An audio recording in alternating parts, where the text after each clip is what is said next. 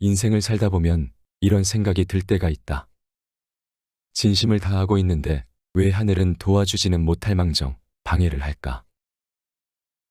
하지만 우리가 방해나 실패라고 생각하는 것이 진짜 방해이고 실패일까?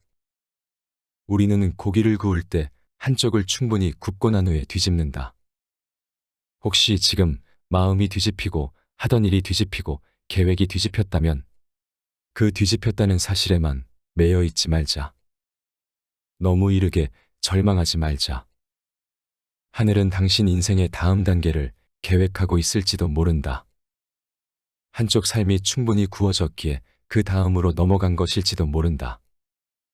그렇게 당신의 삶을 가장 적절한 온도와 타이밍으로 맛있게 익히고 있는 것일지도 모른다. 제주에서 지내면서 공방을 하는 한 친구를 알게 되었다. 그 친구가 하는 공방은 제주도 해변의 돌과 베어진 삼나무 나뭇가지들을 리사이클해서 무드 등을 만드는 곳이다. 관광객이 찾아와 친환경 재료로 제주의 풍경을 담은 자신만의 무드 등을 만든다.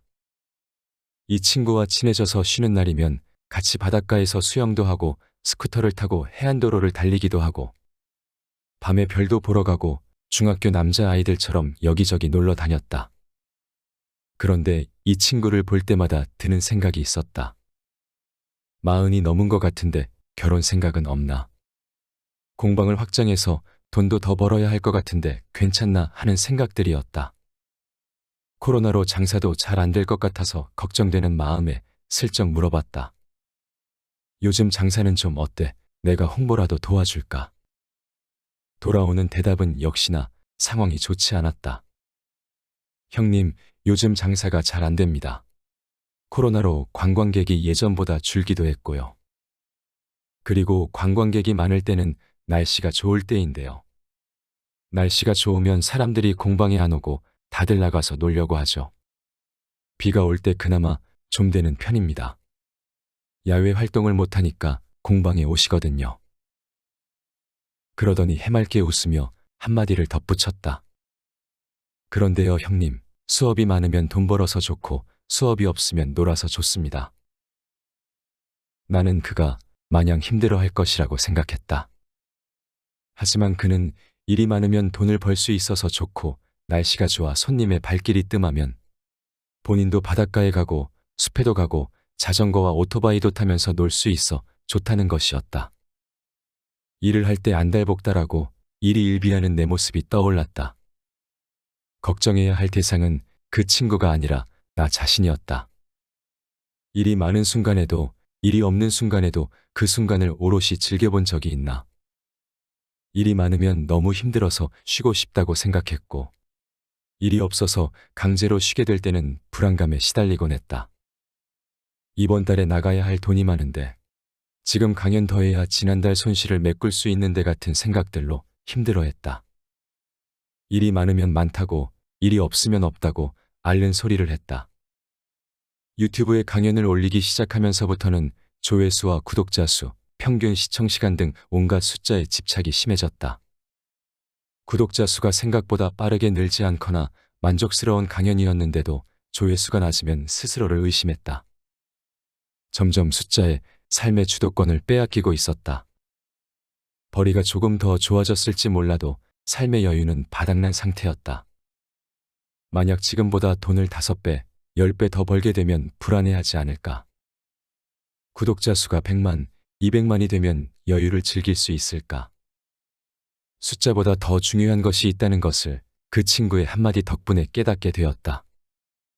숫자에 연연하지 않는 방법을 찾기란 자본주의 사회를 살아가는 우리에게 아마 어려운 일일 것이다. 우리는 점점 더 많은 숫자 속에서 살아가게 될 테니까. 그럼에도 어떤 숫자 속에 있건 너무 마음 졸이며 숫자에만 얽매이지 않았으면 좋겠다. 숫자에 우리 삶을 저당 잡히지 않았으면 좋겠다. 하려는 일이 내 뜻대로 잘 안 되면 그건 그것대로 잠시 숨을 고를 수 있는 시간이라고, 다른 즐거운 일을 찾아볼 수 있는 기회라고 생각해보면 어떨까?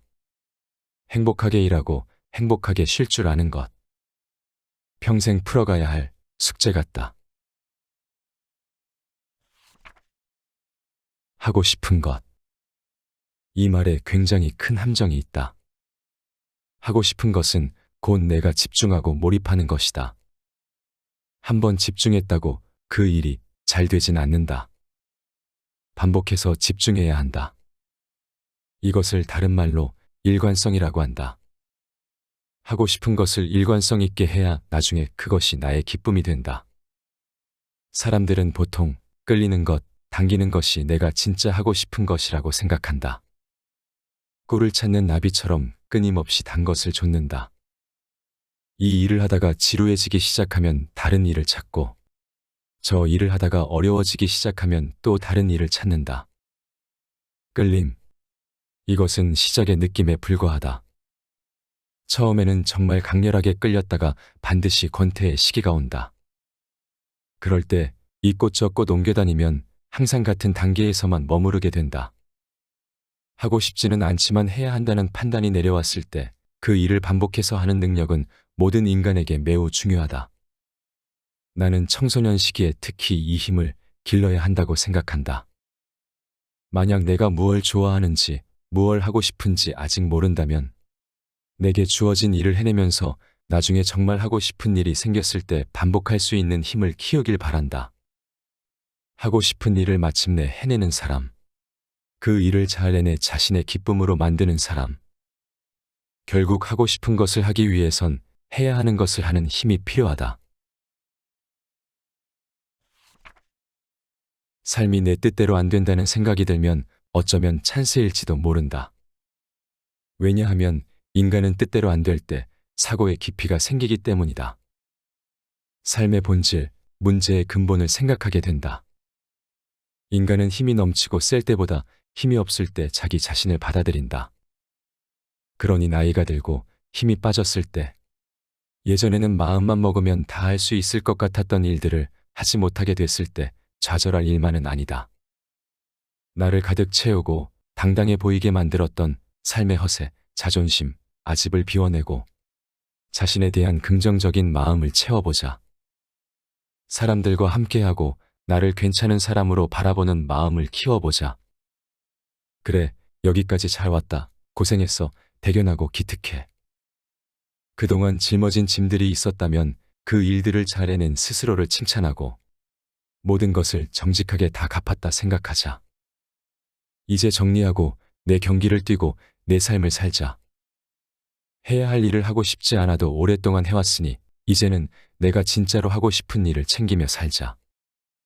당신은 충분히 그럴 만한 사람이다. 앞에서 소개한 내용은 나를 살게 하는 것들에서 가져왔다. 두 명의 죄수가 감옥에서 창살 밖을 내다보았다. 한 사람은 진창으로 얼룩진 진흙탕을, 다른 한 사람은 별빛이 가득한 밤하늘을 보았다. 살다 보면 인생이 내 뜻대로 되지 않을 때가 있다. 그럴 때 우리는 쉽게 좌절과 무력감을 느끼곤 한다. 하지만 같은 상황에서도 누군가는 진창으로 얼룩진 진흙탕을 보고 또 다른 누군가는 별빛이 가득한 밤하늘을 본다. 어떤 관점으로 바라보느냐에 따라 우리의 삶도 달라진다. 앞에 나온 공방 주인의 이야기에서 우리는 긍정적인 삶의 태도를 배울 수 있다. 일이 많으면 돈을 벌 수 있어서 좋고, 손님의 발길이 뜸하면 바닷가도 가고 숲에도 놀러 갈 수 있어 또 그 나름대로 좋다. 불안함에 사로잡혀 우리에게 주어진 오늘을 걱정하는 데만 쓰는 것은 너무나 아깝다. 그리고 걱정을 한다고 해서 문제가 해결되는 것도 아니다. 일이 잘 안 풀린다면 때로는 한 발짝 물러서서 쉬어가는 것이 오히려 해결책이 될 수 있다. 평소에 하고 싶었지만 바쁘다는 핑계로 미뤄왔던 일들을 한번 해보는 건 어떨까?